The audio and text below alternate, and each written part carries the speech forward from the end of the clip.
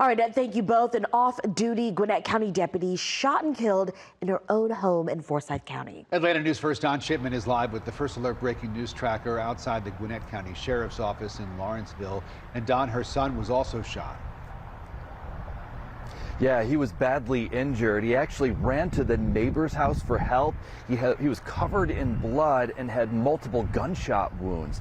When police got there, they went into the house, and that's where they discovered his mother, who is also a off-duty Gwinnett County Sheriff's deputy.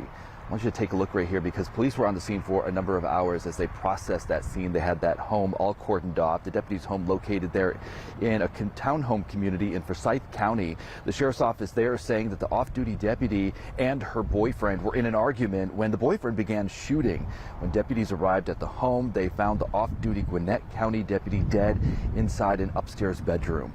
The suspect had fled the scene, but detectives tracked him down in Monroe County, and that's where he was arrested after a brief chase on I-75. He's identified as Eric Sumner of Suwanee, 43 years old. He's facing several charges, including murder and intent to murder.